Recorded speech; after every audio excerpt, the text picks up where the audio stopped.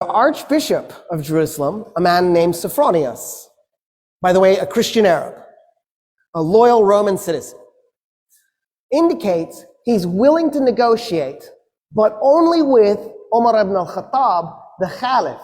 صفرونيوس comes out of the gates weeks later to meet the Caliph because he sees the Caliph's army arrive. And as he's approaching, he sees a man leading a camel at the front of the army. The Arab army is being led by a man leading a camel with a man on the camel.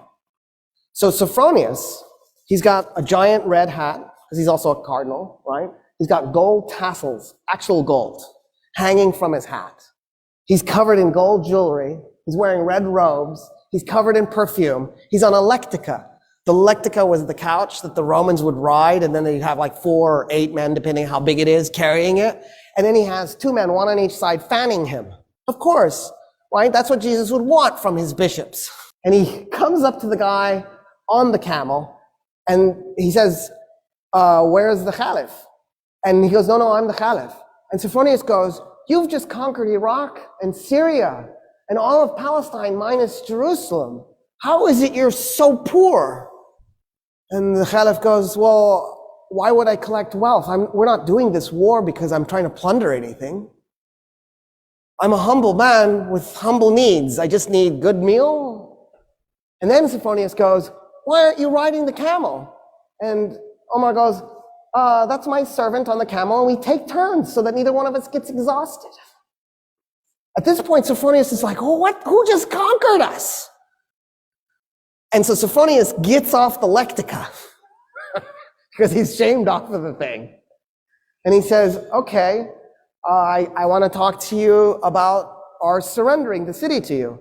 Umar ibn al-Khattab says, why don't we do this? All Roman politicians leave Jerusalem. And you can take anything you can carry. So you can take gold, as long as you can carry it. And صفrونيوس goes, okay, that's reasonable. That's actually more than reasonable. I just assumed you'd enslave them and take their gold. I don't see how anybody would be mad about that. And then what else? And the Caliph goes, oh no, I was thinking that's it. We don't do anything else. And صفrونيوس goes, wait a minute, I am really confused. So when us Romans capture a city, we enslave a segment, we plunder the city, probably a little bit too much raping too. We might even burn some of it, just for grins and giggles. And then we declare it to be ours. What about that? And Umar ibn al-Khattab goes, no, we're not going to do any of that. No plundering, no raping, no enslaving. We don't do that stuff. And then صفrونيوس goes, oh, but you're going to seize property in the city. And the Caliph goes, no, we're not going to take anybody's property. We're going to leave the city exactly like it is. The only thing I want to do is eject the Roman politicians with whatever they can carry. And صفrونيوس goes, there's nothing to negotiate. Yeah, we surrender the city this instant. I don't understand, actually. He says, you've given us such amazing surrender terms, and because I feel such kinship with your religion, will you do me an honor?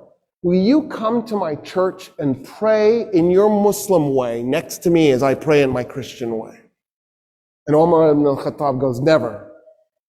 And صفrونيوس goes, why? He goes, I'm the Caliph. The first place I pray in Jerusalem is going to become a mosque. The Muslims will take it and they will create a place of worship for Muslims, and you will lose it. And I don't want you to lose your church. And صفrونيوس goes, okay. What if we find an empty piece of Jerusalem and we just pray there? And Umar ibn al-Khattab goes, yes, I accept. An empty piece, something that nobody owns. So they go and they find an empty lot and they pray. The Archbishop in his Christian way, the Caliph in his Muslim way, side by side. It is a mosque today, that spot.